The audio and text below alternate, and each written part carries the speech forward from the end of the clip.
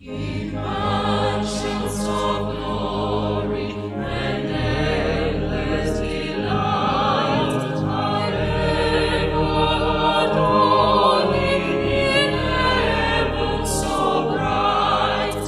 I'll sing with the glittering crown on my brow. If ever I loved Thee, if ever I loved Thee, if ever I loved Thee, my Jesus, 'tis now. For me, the man of Calvary is enough for me, is enough for me, is enough for me. The man of Calvary is enough for me, is enough for you, is enough for me. The man of Calvary is enough for me, is enough for me, is enough for me. The man of Calvary is enough for me, is enough for me, is enough for me. The man of Calvary is enough for me. Hallelujah, hallelujah, hallelujah, praise the Lord. Hallelujah, hallelujah, hallelujah, praise the Lord. Hallelujah, hallelujah, hallelujah, praise the Lord. My Jesus conquers Satan. Hallelujah, praise the Lord. Hallelujah, hallelujah, hallelujah, praise the Lord.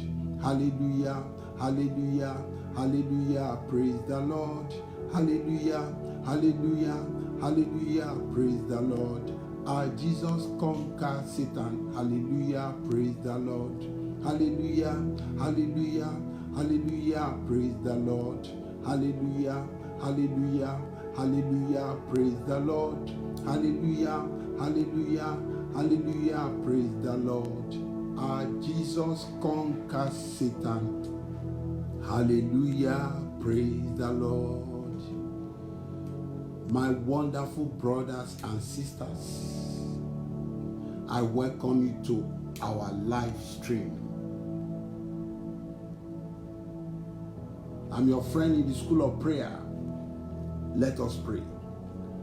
Father, in the mighty name of Jesus Christ.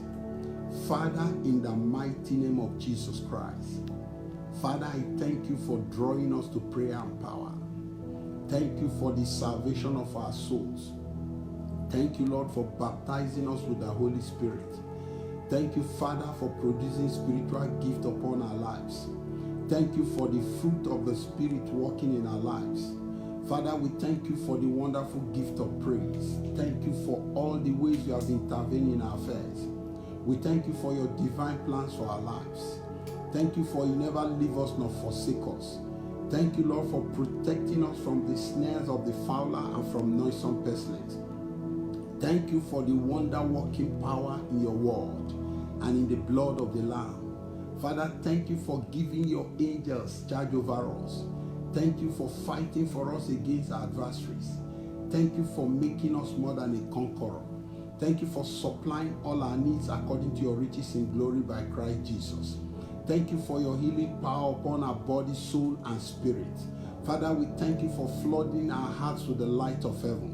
Thank you for always causing us to triumph in Christ Jesus. Thank you for turning our curses into blessings. Thank you, Lord, for enabling us to dwell in safety. Thank you for all the blessings of life, your greatness and power, your glory and majesty, splendor and righteousness. Father, we thank you for your wonderful love. Thank you for you do not allow our enemies to rejoice over us. Thank you for your great and greatly to be praised. Father, we thank you for delivering our soul from death and our feet from stumbling. Thank you for you are fortress and refuge in the time of trouble. Thank you for your faithfulness and marvelous deeds. Thank you, Lord, for your act of power and surpassing greatness. Thank you, Lord, for despising spiritual blindness from our spirit. Thank you, Lord, for lifting us out of the debt. Thank you for the name of the Lord Jesus Christ is a strong tower. The righteous run into it and is saved. Amen. Amen.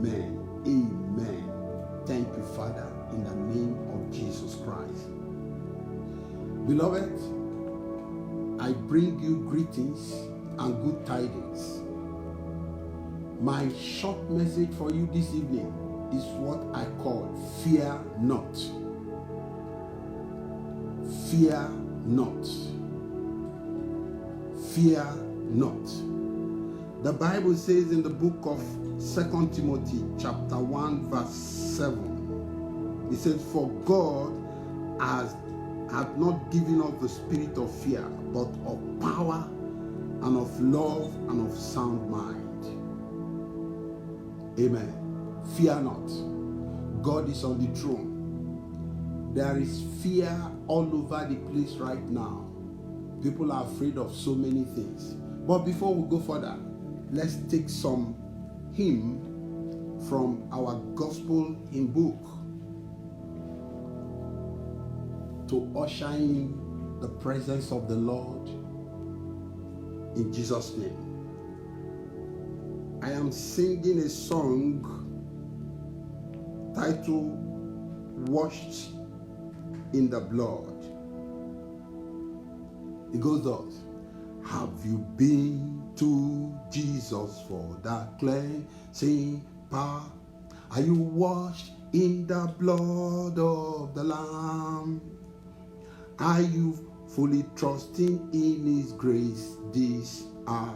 Are you washed in the blood of the Lamb? Are you washed in the blood, in the soul cleansing blood of the Lamb? Are your garments spotless? Are they white as snow? Are you washed in the blood of the Lamb? Are you walking daily by the Savior's side? Are you washed in the blood of the Lamb? Do you trust? Do you rest each moment in the crucified and be washed in the blood of the Lamb? Are you washed in the blood, in the soul cleansing blood of the Lamb? Are your garments spotless? Are they white as snow? Are you washed in the blood of the Lamb? When the bridegroom cometh, will your robes be white? Are you washed in the blood of the Lamb? Will your soul be ready for the mansion bright? Are you washed in the blood of the Lamb? Are you washed in the blood, in the soul cleansing blood of the Lamb? Are your garments spotless? Are they white as snow? Are you washed in the blood of the Lamb? Lay aside the garment that are stained with sin, and be washed in the blood of the Lamb. There's a fountain flowing for the soul unclean. Oh, be washed in the blood of the Lamb.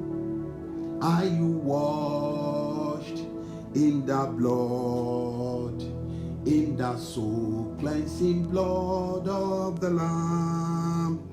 Are your garments spotless? Are they white as snow? Are you washed in the blood of the Lamb? Thank you, Jesus. We are going to take the second song, which says, my hope is built on nothing less than Jesus' blood and righteousness. I dare not trust the sweetest frame, but wholly lean on Jesus' name. My hope is built on nothing less than Jesus' blood and righteousness. I dare not trust the sweetest frame, but wholly lean on Jesus' name. On Christ the solid rock I stand. All other grounds is sinking sand. All other ground is sinking sand.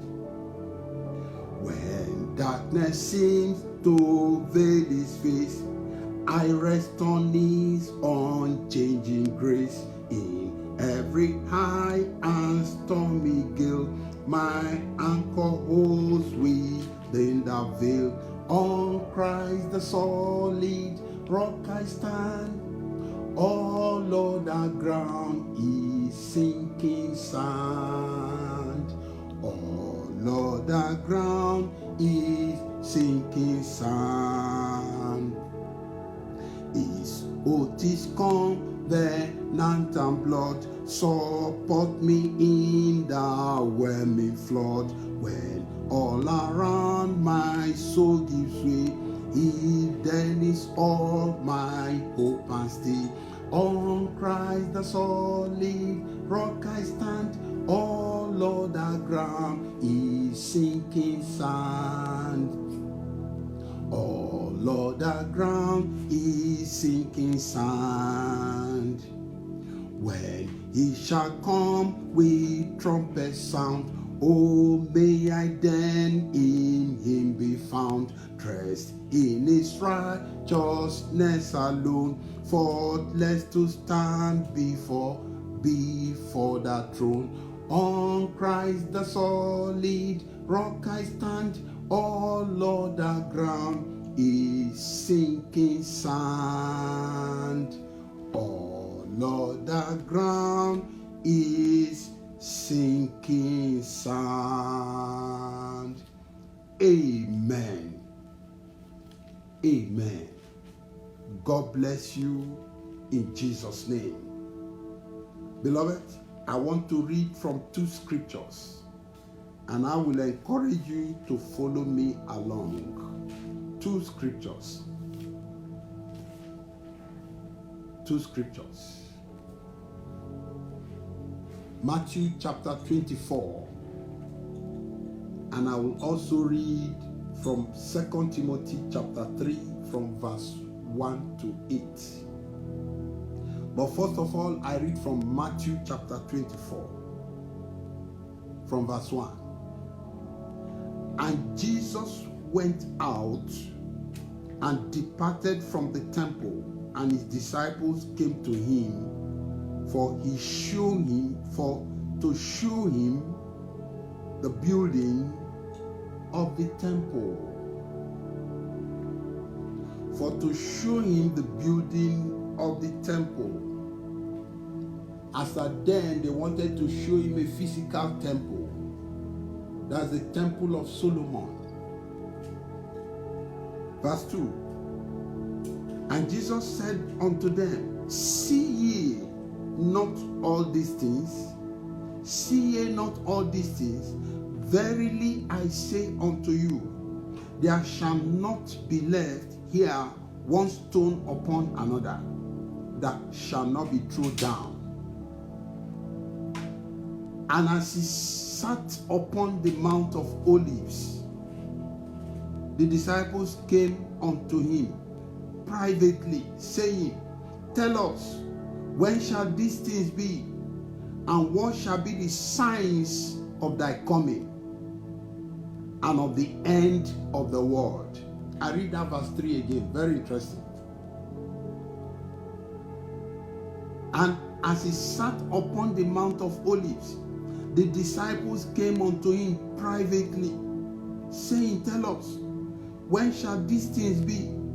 And what shall be the signs of thy coming and of the end of the world? They were asking him questions. Lord Jesus, what are the signs of thy second coming? Verse 4. And Jesus answered and said unto them, Take heed that no man deceive you. Take heed that no man deceive you. For many shall come in my name, saying, I am Christ, and shall deceive many. it is happening right in our nose. Verse 6, and ye shall hear of wars, rumors of wars.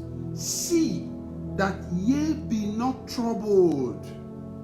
When all these calamities, wars all over the place is happening, don't let your heart be troubled. For all these things must come to pass, but the end is not yet. Verse 7, for nation shall rise against nation, kingdom against kingdom, and there shall be famine and pestilences, earthquake in divers places. Nation shall rise against nation. China rising against America. North Korea rising against America. Iran rising against America. Russia competing with America. Other countries of the world. And so on and so forth. Nation against nation. There is trouble all over the place. There is trouble in the Middle East. There is trouble in the Western world. There is trouble in America. All over the place. And he went further. He said, there shall be famine, pestilences, and earthquake in diverse places. Pestilences. Coronavirus is one of the pestilences. You can see earthquakes all over the place. In some countries, you see that building will just suddenly sink. Erosion will just come and blow off everything. Verse 8, he said, all these are the beginning of sorrow. He said, all these are the beginning of sorrow. So, beloved, the Bible has given us the warning in advance. These things are not new to us. It's because we refuse to read the Bible. When it is happening now, it becomes very fearful. Everybody is so scared to death. There is fear all over the place. Because it's like we are taking on our words. No. What is happening has been written in the Bible. That's why at this end time,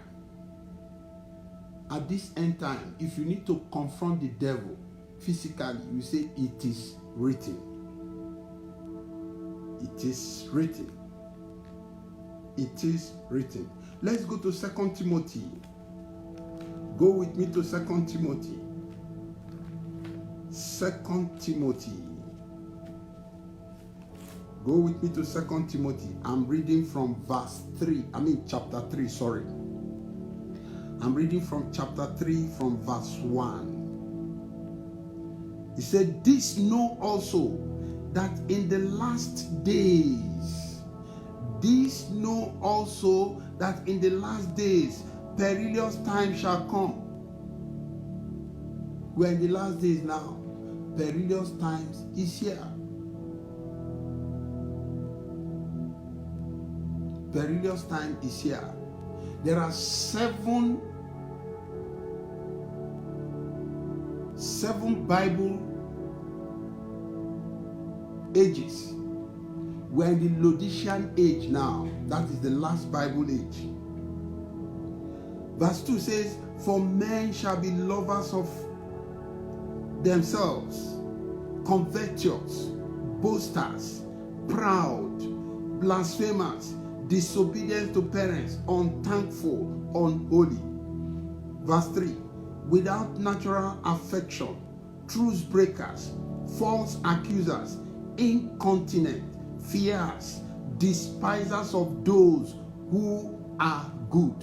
All these things are happening right in our eyes. Verse 4 says, traitors, heady, high-minded, lovers of pleasure more than lovers of God. Men have packed God aside. It's pleasure. What man is talking about now is money, how to make good money. Well, it is good. Bible says even the gospel travels on the vehicle of money. But monetary system is only to be used here. We have a greater home, beloved. Verse 5. He said, having a form of godliness, but denying the power thereof, from such run away. The church of God has become a place of ceremony. The church of God has become a nightclub. The church of God has become a place of caricature, a place of form making. A lot of people just go to church for going sake. Some people will tell you, say it's only poor people and uneducated people that go to church. No. We can all see it now. Verse 6 says, For this sort are they which creep into houses and led captive silly women, laden with sin, led away with divers lusts. Led away with divers lusts. Verse 7. He said, ever learning, never able to come to the knowledge of the truth. Verse 8 now says, now as Jannes and Jambres withstood Moses, so do those also resist the truth, men of corrupt mind, reprobate concerning the faith. There is a lot of people who are resisting the gospel. They are speaking evil against men of God. Oh, this man of God is doing this man of... They are hypocritical about the things of God. Who are you to judge anybody? For the fact that you do not want to hear, the Bible has said, it said some of them have their ear is blocked. They have their own opinion on how to interpret the Bible. Beloved, I want to encourage us to use this period this period of stay at home season as a time for personal retreat. This period for stay at home season as a time for personal retreat. Beloved, let us use this period of stay at home season as a time for personal retreat. Let us personally use these times to seek the face of God in prayer and, if possible, with fasting. If you cannot fast, no problem. But make sure you are living in righteousness and pray.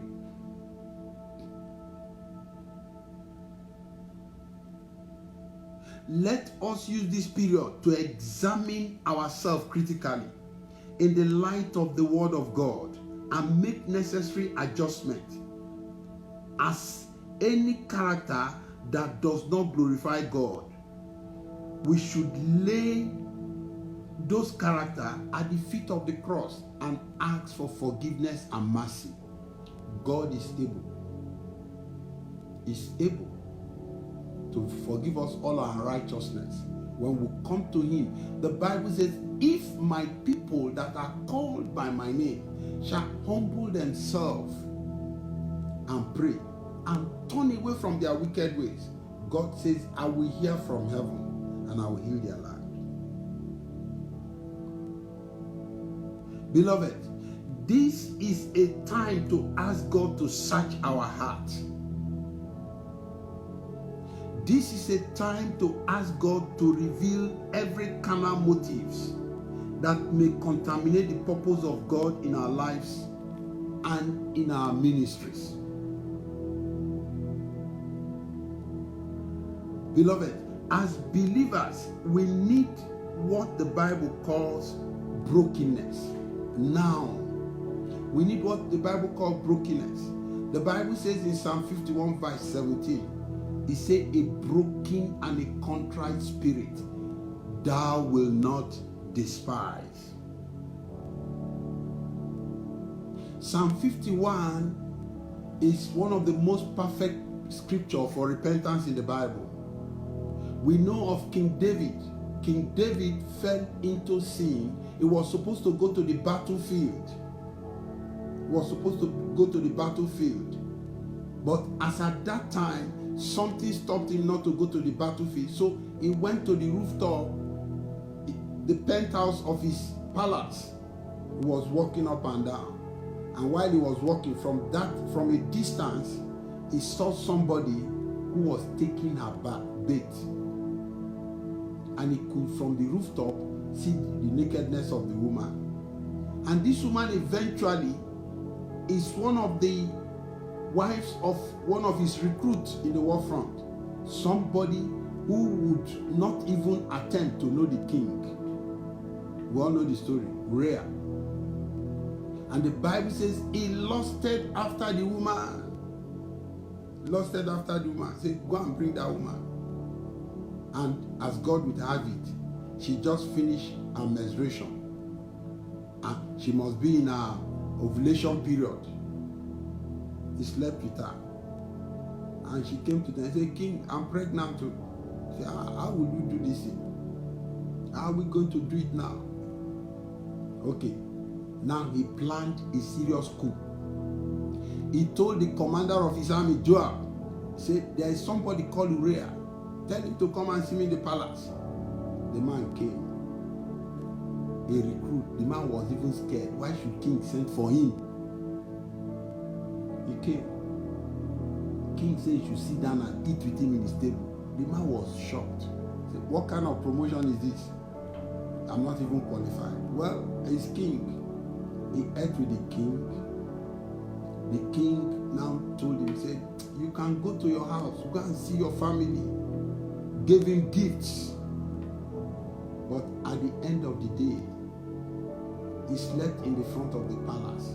In the morning, they went and told the king. That man did not go to his house. So, okay, we'll do something.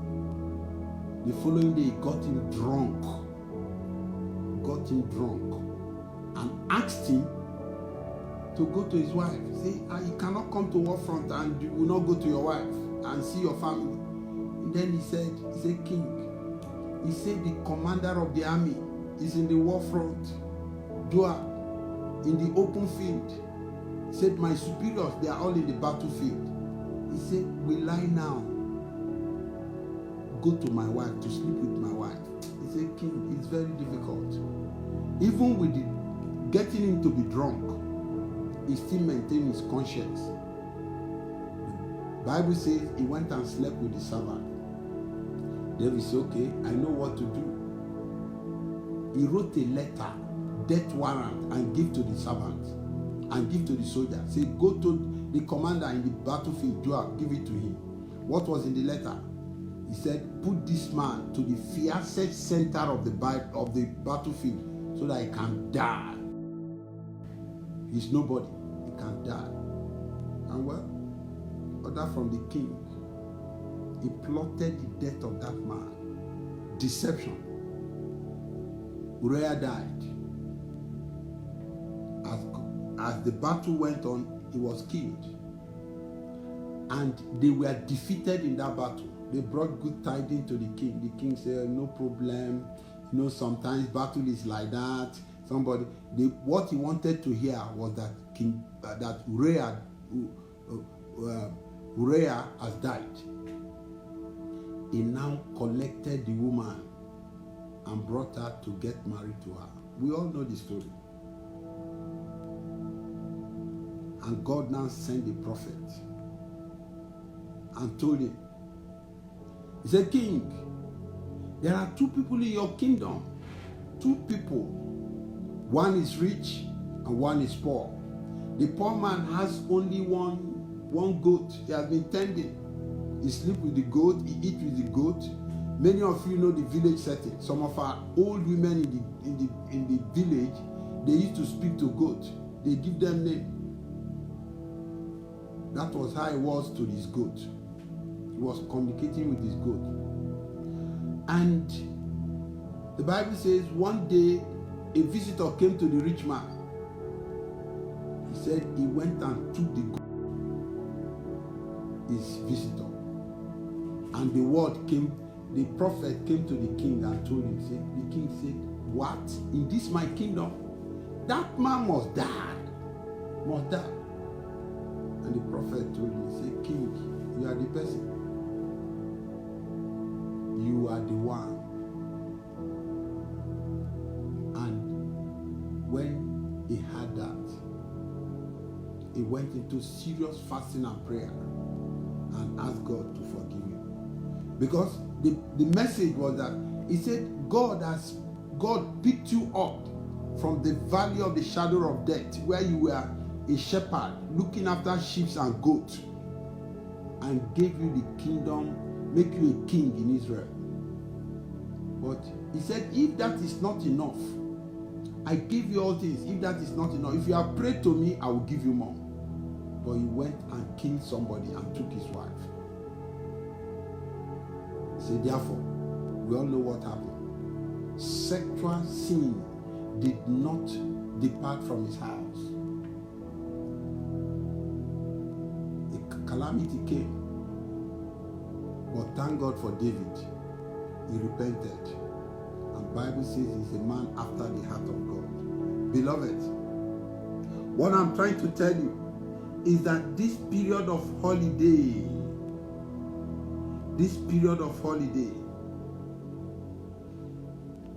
we can use the holiday period to speak to the Lord for a spiritual exercise, for personal spiritual retreat with God. It is a time to intercede for our nation. It is a time to intercede for our nation, that holiness and righteousness will reign in every arena. It is a time to intercede for the church and members of the church, that holiness will reign. Beloved, it is a time to shift our attention from the coronavirus and focus totally on God, so that his kingdom will reign in our nation. It is a time when there was a time God used the burning bush to draw Moses' attention. The moment God got the attention of Moses, he shifted his focus away from the sheep to the burning bush. It is in the burning bush that the presence of God is. This period is a signal, and let us give our attention to God. What happened in the burning bush? Moses is a shepherd, and that shepherdry, that is where his feeding money is coming from. It is the job, that is where the provision to take care of his family is coming from. And you know, a shepherd has a shepherd stick, where you have shepherds, sheep and goats in the forest where you are taking care of. In that place, tigers, foxes, and all wolves, they are not lacking in those areas, because those sheep and goats you are taking care of, chicken and all those things, that is their own food. You are taking care of those things to sell, to bring your own provision, to provide for your family. But those wild animals, that is what they eat. And the person who employed Moses, if he goes out and come back and tells the owner of the sheep that, oh, today lion have eaten 3, these are eating, what, the man will get angry, say you are not serious. So one certain day, as Moses went, the place is a familiar place. It's not a strange place. It's a familiar place where he goes every day to take care of his sheep, where there are greener pasture, green grass, where the sheep and goats eat. But that particular day, when he got there, probably one of the sheep or goats ran away too far. And as on the process of bringing the goat back or the sheep, he stumbled into a bush. The bush was burning seriously, fire. But he could see through the fire that the green grass is not burnt. He said, what kind of sight is this? I've never seen this kind of strange sight. How can bush be burning and the grass is still flourishing? The same way, nothing, no smoke. If you go to the book of Exodus, you see it. Chapter 3, he said, there is one language Moses used. He said, I will set aside and see this great sight, why the bush burneth, but the grass is not consumed. I will set aside. That was the word Moses used. And the Bible says, and God said, when Moses set aside, God spoke. Do you understand what that means? Meaning that when he took his eyes away from the sheep, which the lions and the tigers and the foxes will come and take from him and eat up. The hyenas will come and take from him and eat up. Because his attention is not there. Because one of the things the animals fear is when they see the shepherd's stick, it is moving up and down. They will go far. They say, no, this hand that is moving, that long stick must be strange, must be powerful. So when he put his eyes away from protecting the sheep and the goats, Bible says God spoke. Do you know what happened? The encounter there was that he gave his attention to God to speak to him, and God divinely sent his angels to be taking care of those sheep and goats. That is always what God do for us. God used the burning bush to draw the attention of Moses. And the moment God got his attention, that he shifted away his focus from the sheep to the burning bush, where the presence of God is, God spoke. Beloved, for as many ministers like us, Christians of the Word of God, whose battle axe has become blunt with dim spiritual eyes, this is the time to seek the face of God, so that our blunt axe will be sharpened, our spiritual eyes will be enlightened and be opened. This very hour, if you are in the spirit, you will know that the new wave of revival, that there is a new wave of revival that is about to explode across the whole world. God is using this time to catch the attention of sensitive believers, so that we will yield ourselves to God for this proposed revival. I am praying for everyone under the sound of my voice, that God will give you a listening ear like the ears of Samuel, in the mighty name of Jesus Christ. And God will give you a seeing eye like the eyes of Elisha, in the name of Jesus Christ. Beloved, we can call this period a global holiday designed by God himself for the church, to relieve us from the busy, prayerless church activities that has choked the presence of God in our lives. While the Bible says in 1 Thessalonians chapter 5 verse 17, he said, pray without ceasing. Prayer is the most difficult thing that is dead in the church and in the life of believers. It is my strongest belief, beloved, that the spiritual and economic changes of our nation is in the hand of God. And God has created this time to prepare us for that task. I repeat myself. What is happening right now, I believe that the spiritual and economic changes in our nations is in the hand of God. And he has created this very time to prepare us for the task ahead. Bible says in the book of Psalm 37 verse 19, he said, in the time of famine, thou shalt be satisfied. A lot of people are afraid that after this corona something, the economy will crash. Our provision is not in economy, because already the economic system of the world has failed. Money has failed. Science has failed. Tell me one thing that has not failed. Economy has failed the economies. Medicine has failed the medical doctors. Science has failed the scientists. Everything, education has failed the educationists. Tell me one thing, history has failed the historians. Geography has failed the geographers. They will tell you climate change, climate this, climate that. All those things, they are in the control of God. All this climate change, all those stories, they are story. God is on his throne. He is the same yesterday, today, and forever. Whatever we are telling you, beloved, it is written in the Bible. It is written. When the devil came to Jesus Christ, he said, Jesus, you have fasted for 40 days, you are hungry. Turn these stones to become bread.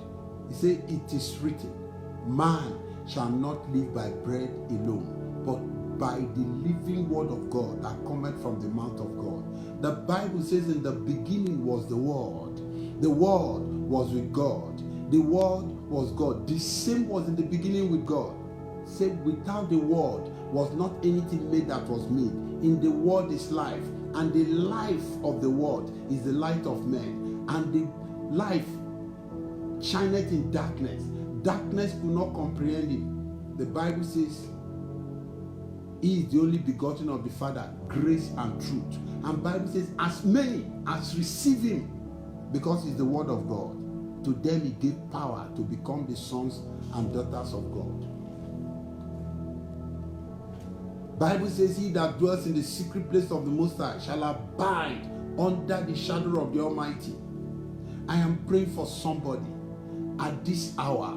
If you shall put the mark of the blood upon your life, the shadow of God will protect you. You shall plug your life into under the shadow of the Most High, and no evil shall befall you, in the mighty name of Jesus Christ.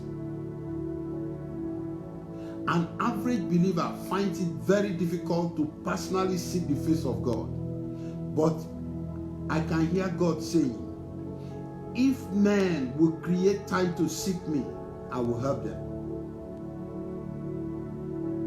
If men will create time, and let's see if they will use this time very well. Brethren, please let us use this holiday created by God as an opportunity to know him the more and surrender our life to him. If at the end of this holiday your spiritual life still remains as cold as the graveyard, you have only proven to God that you are not available. Should he look for you, he may abandon you and look for another person. If God says he's looking for a man, when you are there, it seems you are useless. In the book of Jeremiah chapter 5 verse 1, let us go there. Jeremiah 5:1. The book of Jeremiah 5:1. All of us know Jeremiah is called the weeping prophet. Why was Jeremiah called the weeping prophet? He wept for the sins of Israel. They have gone out of the program of God. So he wept for them. When he wept for them until he came to a point, God told Jeremiah, he said, Jeremiah, don't pray for these people. If you pray, I will not answer. Jeremiah chapter 5 verse 1. He said, run ye to and fro the street of Jerusalem, and see, run ye to and fro the street of Dubai, run ye to and fro the street of Charger, run ye to and fro the street of UAE. Now and know, and seek in broad places thereof, if you can find a man, if there be any that executed judgment, that seeketh the truth, I will pardon it. God is saying, I'm only looking for one man to be praying, to intercede for himself, to intercede for the nation, to pray for other people, for the salvation of other people, to pray for the health workers in the hospital, to pray for this epidemic to leave. The Bible says, we shall decree a thing, and it shall be established unto us. The Bible says he has given unto us power to tread upon serpent and scorpion and all the powers of the enemy. It includes sickness, because the Bible says by his stripes we were healed. It is good. We should obey all the government rules of being hygienic, putting face masks, putting gloves. But those things cannot protect anything. It does not protect. The Bible says he gave unto us power to tread upon serpent and scorpion. And the Bible says if we eat deadly things, meaning if we drink poison unknowingly, it cannot kill us. I have a testimony of my father in the Lord when he was in the University of Reading, because my father in the Lord is a microbiologist. He said they were in a lab. They were doing some laboratory experiment. And one of their scientists in those days, in UK, he was so thirsty, and the same refrigerator that they put acids for chemical analysis and experiment, the same place when they are working, they put water to drink. They put cold water there. So the young man just went into the fridge and just carried a bottle and drank, not knowing that it was acid.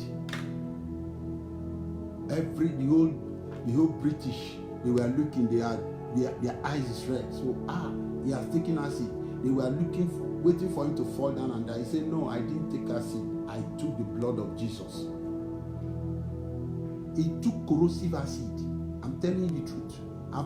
This one was told us by our father in the Lord, the general overseer of Mountain of Fire and Miracle Ministries. And they were waiting for him to die. He did not die. Why? Because there is power in confession. He confessed that acid he drank was the blood of Jesus Christ, and God made it to be so.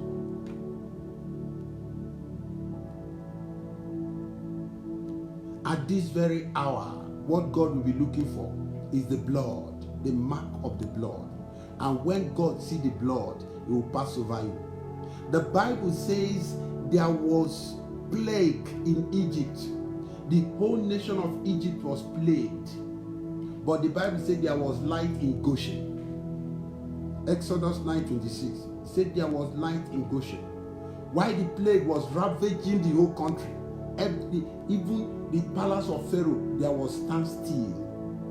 But where the children of God were living in Goshen, the one fly did not fall down and die. The plague avoided that city totally, because what? The mark of the blood was there. Beloved, so whatever there is planned, yes, we agree. Whatever that is happening now is pushing us to the coming of the rapture. Let's go to Matthew chapter 24 that we have read. So if somebody think that it's only corona that we see, we don't know what is coming next. Mark my word, we don't know what is coming next. So if somebody gives you prophecy that it is going to go, it is going to do this, it's only God that can speak that. We know that the power can be reduced, but we don't know which other plague that is coming. We are virtually at the end. Go with me to Matthew 24 that we have read. I will read from verse 9. Then shall they deliver you up to be afflicted, and shall kill you, and ye shall be hated of all nations for my name's sake. Beloved, believers all over the place, I don't want to frighten you, and I'm not scaring you. Persecution may arise, and we're in that very hour. So don't say it's not in the Bible, so that when it comes, you say, it is not there. That your pastor didn't tell you. We have been saying it before this time. There was a time in the nation of Babylon. They stopped anybody from praying. They said everybody must worship idol. Daniel was the third vice president to the kingdom, and he was the most favorable. He was the most articulate and wisdom. He was a man of wisdom. The king loved him. Immediately after the decree that everybody must worship idol, he went to his house. He knelt down facing Jerusalem as he was praying. They made that law so that he could catch Daniel, because they know he's a man of prayer. He began to pray. They went to tell the king. The king himself was sorrowful. Say, do you know the repercussion that the person will be thrown into the lion's den? We are not talking of these lions now. These lions that we have now, all these lions, like we have a Disneyland here in Dubai. We have a zoo. The lions here in Dubai, they sleep in air conditioner. They provided air conditioner atmosphere. These lions, they are deadly. Some of them, they have not eaten for months. And what they do is, they kept them for days. That was where Daniel was thrown into. And the Bible says, as the lions landed into that cave, the king could not sleep. The king himself, who was a Gentile king, was interceding for Daniel. Throughout the night, he said, Daniel, the God you are serving will save you. And that's exactly what happened. Why? Because lion does not eat lion. Daniel was the son of the great lion of the tribe of Judah, the greatest lion that ever lived. So when he landed into that place, they became, all of them turned to mattress and pillow. Daniel was sleeping on top of them. He was sleeping on top of them. So in the morning, they brought Daniel out and throwing those people who accused Daniel of the same thing. The Bible says before they got down, the lions flew up and scattered their bones. I'm praying for somebody. Even at this very difficult hour, God will protect you and your household in the name of Jesus Christ. Lastly, there is no amount of work you can do for God that can replace your personal relationship in seeking His face. Even your evangelism will be useless without creating time to personally seek God. Let us stop copying negative and fearful WhatsApp apps and YouTube messages and be sending up and down. That is what a lot of Christians do now. They don't pray. They see this thing, they just send it. My WhatsApp is filled up. I used to delete a lot of them. They will go to YouTube. Any new thing they see in YouTube, they send it to me. Any new me, they send it. Instead of them to occupy their time to read the Bible and pray. They send messages rather than messages that the Bible-based. There's nothing wrong in sending message. You can send Bible-based messages. What is happening now? Because what is happening now is already written in the Bible. But our job and businesses did not permit us to flow with the Bible. Now God has created time for us. I pray that this time you will use it for faithful exercise in the name of Jesus Christ. And God will bless you in the name of Jesus. We want to pray now. The first thing I need us to do is to plead for mercy. Oh Lord, Forgive me of all my sins, all unrighteousness, all unfaithfulness. Have mercy upon me. Have mercy upon me. Forgive me from every filthiness of the spirit, soul, and body and life. Forgive my household. Forgive the church of God. Forgive the nation of our leaders of every sin they have committed. Father, forgive us. Mercy. We need your mercy. We need your mercy in the name of Jesus. Secondly, I want us to pray, oh Lord my God, Father, we are very sorry for making you to be angry at this hour in the name of Jesus Christ. My Father and my God, we are very sorry for making you to be angry against us, against the world, against the nation, in the mighty name of Jesus Christ. We are going to pray the third prayer. So, oh Lord my Father, I repent of all my iniquity. Call them by their names. Don't say iniquity. Don't muddle them up. If your iniquity is, say, Lord, forgive me of lying, forgive me of theft. Father, forgive me. Give me power to live above pornography. Give me power to live above sexual perversion. You call them by name. Then in the name of Jesus Christ. In Jesus' mighty name we are praying.